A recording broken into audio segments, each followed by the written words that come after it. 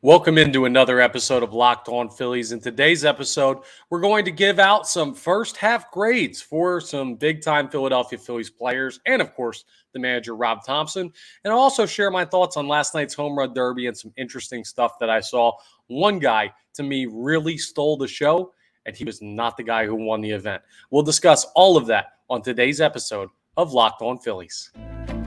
You are Locked On Phillies, your daily Philadelphia Phillies podcast. Part of the Locked On Podcast Network, your team every day.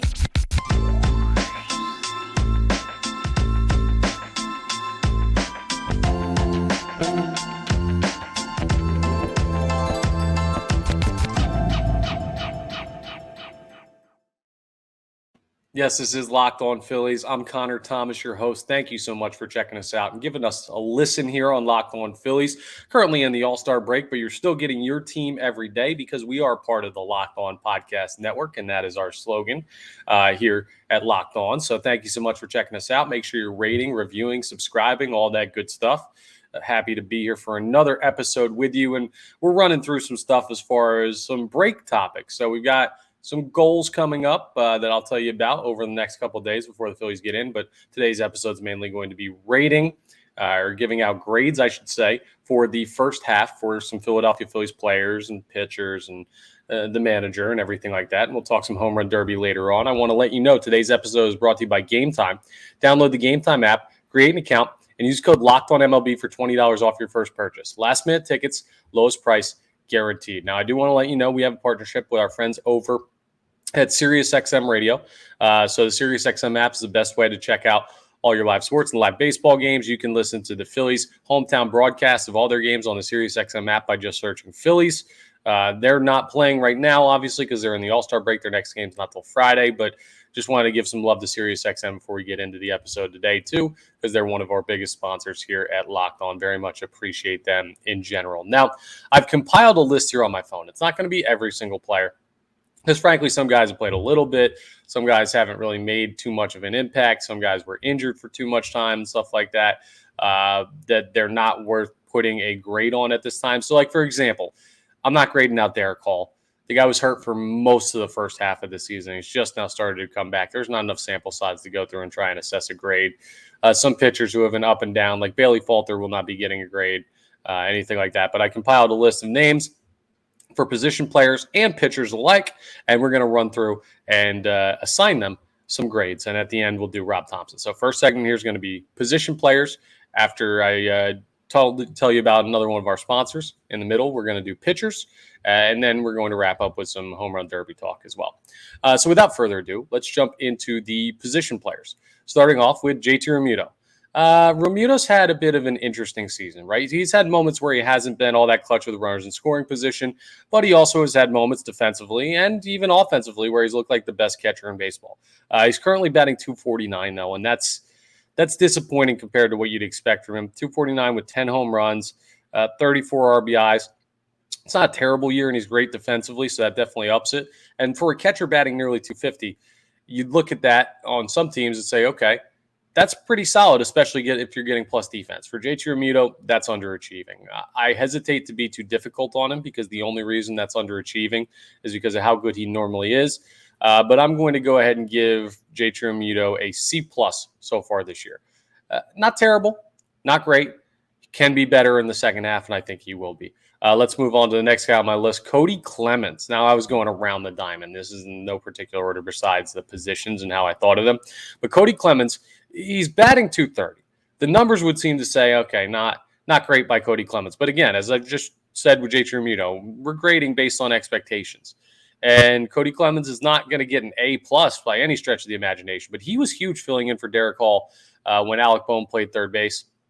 He made one error over there at the position in totality of his time over there. First base, played really solid baseball. He had 4 home runs, some in some big spots. I mean, .230 is not great average-wise. Slashing .230, .277, .367 is not all that great either, but he was serviceable. I'm going to go ahead and give Cody Clemens a B- so far. I did not think you were getting what you were getting out of Cody Clemens when you brought him in as part of the trade for Gregory Soto, who we'll talk about later when we get to the pitchers. But He's more of a B minus because of the pleasant surprise. I don't know that he still has a spot on this team now that Derek Hall's healthy, but he deserves some props for moments he's had in the first half. Bryson Stott. Bryson Stott gets an A. I can't go clean A plus, but he's batting 301. He had that huge hit streak to start the year. He's been great defensively. I mean, Bryson Stott is short of being an all-star. He's an A, and that's perfect. Had a great first half of the year. Trey Turner, D plus. I hesitate to give him just a straight up D because he has had his moments, but I mean, he's nowhere near what you thought you were getting. He will be. He's going to be okay, but the pop hasn't been there. The defense is okay. That's fine, but the average has not been good. He just really hasn't made too many impact plays for the Philadelphia Phillies when you thought you were adding an impact player. I don't think that's unfair to say a D plus for Trey Turner. Alec Boehm, I'm going to go with a B plus. He's had moments this year. He's turning into a really good third baseman. He's batting 280. He's added a little bit of pop. He's got 9 home runs. You'll love to see that. RBIs, 57 to lead the team. He's been very good. Defensively, been great. I'd like to see the average a little bit higher, but I think B plus is fine. I might even be able to be convinced to move that to an A minus.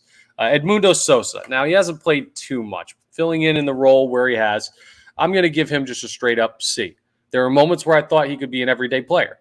He's batting 244 now. That doesn't scream everyday third baseman. He's fielded it well, though. I mean, he's hit a couple home runs for the team. He's at 6, actually. So the power has been shown off a little bit. 19 RBIs, though. So he's just mainly hitting solo shots, or those are his ways of contributing. He's not a power hitter, but he's just a weird case where maybe if he played every single day, those numbers might flesh out to give you a better read on what type of a player he is. But he hasn't been bad. So I'm putting him right in the middle. Brandon Marsh is an interesting case study. I'm going to give Brandon Marsh a B minus. He's batting 275, which is the best part improvement of his game. That's awesome to see. He's hit 7 home runs. Also good, solid power numbers for a guy that last year they didn't know if he was going to be able to hit at this level. He's got 4 triples on the year, which is incredible. Only led on the team by JT Realmuto having 5 triples, which is unheard of. But the issue with Marsh is his defense still needs work, and the base running has been a little bit shoddy at points. And part of his defensive issues come from the guys in the corners and having to make up for Nick Castellanos and Kyle Schwarber defensively. But part of them have been bad decisions by Marsh. And I expect him to be better than that. I think B minus is fair for Brandon Marsh, and we're going to go ahead and go with that as his grade. Kyle Schwarber. D, I guess. Yeah, I don't want to give him an F. I don't want to give him a D minus because that's too close to an F. I mean, the guy has hit 22 home runs, but he's also batting 184, slashing 184, 313, 423, though, so that looks all right. He's played terrible defense. He's the worst defender in baseball this year. His average is below the Mendoza line. Sure, he hits home runs, but he needs to be much, much better in the second half, both defensively and I hesitate to say average, but I'd love to see the OBP get a little bit higher than where it's at 313 and get that to like the 350 range, meaning he'd be hitting a little bit more, walking a little bit more. I don't know. He's just had a really, really rough year top to bottom, and I hope he pulls out of it. Nick Castellanos, absolute A+, best player on the team in the first half, deserving all-star, great bounce back. We've talked about him at length. He's been incredible. No doubt he gets an A+. Christian Pache, another interesting case. Was injured for a while there, but I think there's enough to make a determination. Pache, in let's see how many at-bats he has. 49 at-bats. Wow, that's really not that many at-bats. But he's batting 327. He's just bona fide, looks like a hitter at this point, even though he started really rough. He had that big home run against the Marlins, so maybe this is recency bias looking at what I'm giving him for a grade. But I'm going to go ahead and I'm going to give him I'll give him a C+. I don't want to be too kind to the guy who I said shouldn't be on this team just a couple months ago, just because he can play a little bit of defense, but he can play a lot of defense compared to Kyle Schwarber and Nick Castellanos and maybe even Brandon Marsh. So that benefits. And hey, he doesn't have a huge sample size, but he's going to by the end of the year because he's going to play a lot with that 327 average. I don't know, man. Pache might be a guy. He was a big prospect for a couple teams that you trust in Atlanta and one you don't trust in Oakland. Bottom line, both those teams moved on from him, and now he's starting to show flashes of why he had faith from those organizations to grow him into the prospect that he was, but not quite at the major league level. Maybe Kevin Long, hitting coach, has fixed him. Who knows? All I know is he's been serviceable this year. And then the last guy, Bryce Harper. You know what? in spite of the power deficiencies, I'm going to give Bryce Harper an A- because everything we got from him basically to this point is all bonus. It's all gravy. We thought he could be out to this point, and he's played well. Look at the numbers on Bryce Harper. I mean, the power numbers aside, the guy is hitting 290 right now coming off of Tommy John surgery. He hasn't made an error in the field yet this year because he hasn't played the field yet. But still, perfect defense from the DH spot by Bryce Harper. Listen, I know we want to see him hit home runs, and him only having 3 to this point in the season, even with the injury, can be troubling.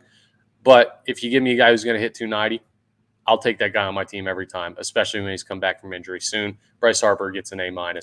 Those are the position players for your Philadelphia Phillies. Now, coming up, we're going to run through some of the pitchers and discuss that. And that's going to be a very interesting one with the ups and downs of the starting rotation and the consistent goodness of the bullpen. We'll discuss as we continue Locked On Phillies. All right, let me tell you about my friends over at GameTime, okay? You can forget planning months in advance for going to events and concerts and baseball games, basketball games, sporting events, I should say, anything like that. Anything you need a ticket for that you're buying a ticket to an event, you can forget planning months in advance for. GameTime has deals on tickets right up to the day of the event. You can go ahead and get exclusive flash deals on tickets for football, basketball, baseball, concerts, comedy, theater, and more. The GameTime guarantee means you're always going to get the best price. There's nobody better out there. If you find tickets in the same section and row for less, GameTime's not just going to give you your money back. No, they're going to credit you 110% of the difference. They're that confident that no one's going to beat their prices. It's the fastest growing ticketing app in the country for a reason. And that reason is, well, a couple of those reasons, rather. You get images of your seat before you buy, so you know exactly what to expect when you arrive. You buy tickets in a matter of seconds, just a couple of taps, and it's right there and you're set. And tickets are sent directly to your phone, so you never have to dig through your email. That is such a pain. When you're waiting for someone to transfer you the tickets and some third-party person, you got to go through the email. It's annoying. Take all of that out of the factor with GameTime. That's why it's the fastest growing ticketing app in the country. And snag tickets without the stress with GameTime. Ah, man, I can make this deal even better for you. Should I? Absolutely. You deserve it. You're a listener of Locked On Phillies. Thank you so much, listener or viewer, depending on if you're listening on podcast or watching on YouTube. But download the GameTime app, create an account, and use code LOCKEDONMLB, and you'll get $20 off your first purchase. Look at that. Terms apply. Again, create an account and redeem code LOCKEDONMLB for $20 off. Don't say I never did anything for you. Download GameTime today. Last minute tickets, lowest price, guaranteed. All right, let's get into the pitchers a little bit and run through the grades for pitchers of the Philadelphia Phillies in the 2023 season's first half leading up to the All-Star break. We're starting off with Zach Wheeler. We'll run through the starting rotation. Wheeler's an interesting case. He's been pretty good at points, been kind of bad at points, and he's never really been completely elite. All right, he hasn't really jumped into that situation where he's looked like a bona fide Cy Young candidate. Now he has 104 innings pitched. He struck out 119. He's got a 1.6 WAR, which is second highest on the team behind Taijuan Walker. But a 4.05 ERA is the tough thing. I look at that. I'm going to go ahead and I'm going to give Zach Wheeler a C+. A little bit above average, I guess that would be, but underwhelming at points, and he's still got a lot to make up for in the second half. I don't think he's done terribly, but I don't know if the last month has been enough to make up for the first couple months. So, yeah, C+ for Zach Wheeler. Ranger Suarez comes off of an injury. He comes back, and he's got a 3.77 ERA, the best of the four main guys in the starting rotation. I got to go ahead and give Ranger Suarez probably a B-. Let's be kind and give him a B. He put together one of the best months of pitching in Phillies franchise history in the month of June. He's starting to hit his stride. He had a rough couple of starts to start his year, which was a couple months later, or a month and change later than everyone else started their year because he had a forearm strain from the World Baseball Classic. But since he settled in, he's been incredible. He deserves a B. So we'll give that to him. The 3.77 ERA and the 1.5 WAR, even with where Aaron Nola is there at the 1.5 WAR. That's an interesting thing. We'll talk about Aaron Nola here. While we're on the topic, why don't we give him a grade? Oh, my goodness. How mean do I want to be to Aaron Nola? I'm going to give him a D. Contract year, expecting a lot from you. One of the top two pitchers on paper, and you just can't show up week in and week out. You expect him to every time he takes the mound, and he does 50% of the time, and that's just no good. It's not good enough for a pitcher of his caliber and a guy who wants the payday that he wants. He's going to have to be super consistent the second half if the Phillies are going to really maximize their potential, and I don't think he's capable of that. And that's the biggest thing holding this entire pitching staff back to me. I can point to one man, and it's Aaron Nola. Taijuan Walker, Zach Wheeler, Ranger Suarez, and whoever you've got in that fifth spot are going to give you generally the same thing every week, every day that they go out there and pitch. But Nola just hasn't been able to do that for you this year. He's super inconsistent. He lost the final game against the Marlins going into the break and gave up 3 home runs in the first 3 innings in the process. Yeah, he's been terrible. Taijuan Walker. Taijuan Walker had a very rough start to the year, and yet he's got 10 wins at the All-Star break, a 4.02 ERA, a 2 WAR, which is best on the team, and I'm going to go ahead and give him an A-. I think he's been the best pitcher on the staff so far this year, Ranger Suarez included. And part of that is because he's thrown more innings and had more time to stretch out and everything like that. Ranger Suarez could be that guy when everything's all said and done. Hey, who knows? Zach Wheeler could be that guy. Maybe Aaron Nola wakes up and he becomes that guy. Like, these guys all have the talent level. But to me, Taijuan Walker, if you're throwing someone out there that I say I feel most comfortable that he's going to get a job done, right now it's him. So I'm going to give Taijuan Walker an A, and or maybe an A-, somewhere right around in there, because of his performance over the past month and change, the fact that he's potentially going to lead the league in wins. Like, that's a real thing that could happen for Taijuan Walker, which is unbelievable, all things considered. And yeah, I just feel good about where he's at right now. Let's move on to the bullpen. Jose Alvarado has been injured a couple times this year. I find it hard to give him anything but an A, maybe an A-. He's been one of the best left-handed relievers in baseball. He's shown a little bit of struggles recently, but it's more like give up 2 hits, maybe a run in like a situation where you're up 3, where he normally would get right out of it. But he hasn't really hurt you at all this year. He's hurt himself more than he's hurt the Phillies. And hopefully he comes back from the 15-day injured list, which he's on now, healthy and everything like that. But Alvarado is in that A-, A- range as well. Seranthony Dominguez, he gets a D for Dominguez. Now, I understand he's dealing with injury and stuff like that, and hopefully he'll be back and available soon. But even when he's healthy, he has not been good this year. He was put in some big spots early, and he was a big reason why I think this team was struggling early, because Rob Thompson felt comfortable to go with him in big spots. And this year, so far, he has not been ready for them. So a D for Dominguez. Craig Kimbrell, A+. Absolute A+. All-star. Got to give him the A+. He deserves it. He's been so good this year. He had a huge milestone with his 400th career save. 3.41 ERA isn't great, but the 9.7 WHIP is the best on the team of anybody qualified. That's so darn good for him. He's just been a shutdown machine out of the bullpen, and he has 14 saves on the year to show for it. He's deserving to be an all-star, and he's deserving of the A+ I've just bestowed upon him. Gregory Soto, C-. I expected more from him coming out. His numbers don't exactly scream guy you would trade 2 players from your major league team for. 4.32 ERA and a 1.17 WHIP out of the pen is not great. As far as saves are concerned, he's only got 1 on the year, but he's got 12 holds. He's been in a lot of situations where he's like that 8th inning guy to get you over to Craig Kimbrell, which is fine. And I don't think he stunk. My expectations for him were just much higher than what he's been able to provide for the Philadelphia Phillies this year. So that's why I'm giving him a C-. Matt Strahm. Matt Strahm's going to get in. I got to give him a clean A. All right. He's got a 3.74 ERA, a 1.03 WHIP. Why does he deserve an A over guys like Ranger Suarez, who I gave like kind of an A-, and Jose Alvarado, who I kind of gave an A- A to? Well, because he was not asked to be a starter when he signed here, but he was turned into one, and he did an exceptional job making up for Ranger Suarez's absence early on in the year. Exceptional. Frankly, if you entered Matt Strahm back into the rotation today, I wouldn't lose my mind over it.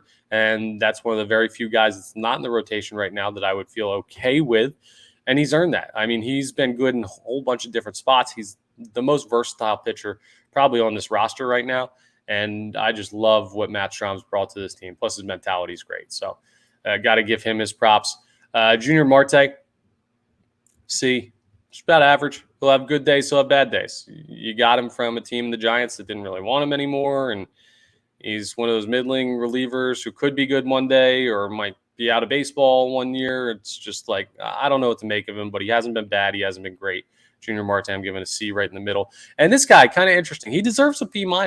Andrew Vasquez has been pretty darn good this year. He's got a 1.7 ERA, a 108 WHIP. Like that's pretty good. A 1.1 WAR. I mean, Andrew Vasquez has quietly been one of the better relief pitchers, not just on the Phillies, but in baseball. And he doesn't get a lot of opportunities. He's only got 37 innings pitched, but he does do well in those opportunities better than I thought. So shout out to Andrew Vasquez for taking home the a B minus type grade. And he deserves the props. I didn't need to go into like guys like Dylan Covey, who would get an F and shouldn't be on this roster or anything like that. There are other guys that, like Josh Harrison, hasn't played enough, stuff like that. But yeah, those are my grades for the Philadelphia Phillies for the first half of the season. Let me know in the comments if you agree, disagree, hate me because of them now, or think I'm an idiot, any of that stuff. I mean, I appreciate all feedback, but those are my unbiased grades. And yeah, you let me know if you think they're good or not. We'll wrap up with a little bit of talk about the home run derby as we wrap up Locked On Phillies. All right, let me tell you about my friends over at BetterHelp, okay? BetterHelp's absolutely awesome. So sometimes in life, we're faced with tough choices and the path forward isn't always clear. I'll tell you, I'm having a tough time at my regular job, 97.5 The Fanatic, because we had a couple layoffs and now I've got some new work on my plate and that's tough to deal with sometimes. I come home after work and some days I'm beat, I'm gassed, and mentally I'm like, I don't know if I can take this. Well, that's something that everybody goes through. It doesn't mean quit your job and leave and move out into the middle of the woods and live in a log cabin off the grid. No, you got to go ahead and find a way to actively work to make your mental health better, and BetterHelp can do that. Whether you're dealing with decisions around career, relationships, or anything else, therapy helps you stay connected to what you really want while you navigate life, so you can move forward with confidence and excitement. Trusting yourself to make decisions that align with your values is like anything. The more you practice it, the easier it gets. If you're thinking of starting therapy, give BetterHelp a try. Go ahead and check them out. It's totally online, designed to be convenient, flexible, and suited to your schedule, so it makes it easy for you to get done. You just fill out a brief questionnaire to get matched with a licensed therapist, and you can switch therapists anytime for no additional charge. So let therapy be your map with BetterHelp. Visit BetterHelp.com/LockedOnMLB today, and you'll get 10% off your first month. That's BetterHelp, HELP.com/LockedOnMLB. All right, let's talk home run derby last night. Vladimir Guerrero Jr. ends up winning it. It was a fun event that saw Pete Alonso kind of get screwed over by his pitcher that was throwing in batting practice. He probably could have gone further, but it was fun. I mean, the ball in Seattle doesn't fly the way it does in Denver, or they don't have as small of a building as you might see at like Citizens Bank Park. So there were no cheapy home runs, and that I kind of like it that way. I want to see the guys mash the ball to get it out of there. It was just a nice setting, though, and well done by Seattle to go ahead and showcase some of the best power hitters in the game today. The coolest thing I saw, though, in the whole thing, and you need to go back and watch this. First round, Adley Rutschman, the catcher, former top prospect in baseball, but now the catcher of the Baltimore Orioles, who are very good, and the Phillies are going to see coming up in a little bit. He had already hit 20 home runs or something from the left side of the plate, hitting lefty, with his dad throwing righty to him. And then he gets the extra 30-second bonus, which you get for hitting a home run over 440 feet. So he takes his time out, drinks some Gatorade, comes back up to the plate, and he's batting righty. And he steps in batting righty, and I think he saw like 7 pitches, and he hit every single one of them out. I've never, ever seen somebody in the home run derby at any level, any type of home run derby, much less the Major League Baseball home run derby in front of millions of people, hit from the left side, take a break, and then hit from the right side. Like, that's insane to me. And the fact that he hit all 7 out, maybe he should have been hitting righty the whole time. He didn't advance. Luis Robert of the White Sox knocked him off. But shout out to Adley Rutschman. He really he was the talk of the early rounds of the home run derby, and he really caught my attention. So I want to give him some love there. And go ahead. You can watch back the highlights and everything on YouTube. You can check that out. But yeah, those are my thoughts on everything as far as grades and home run derby and all that good stuff. And that's all for today's episode of Locked On Phillies. Thank you so much for checking us out. Make sure you're rating, reviewing, subscribing to the YouTube. I really appreciate anyone who does that. Thank you so much. And as part of the Locked On Podcast Network, your team every day, we're back with another episode tomorrow. So I will talk to you next time on the next episode of Locked On Phillies.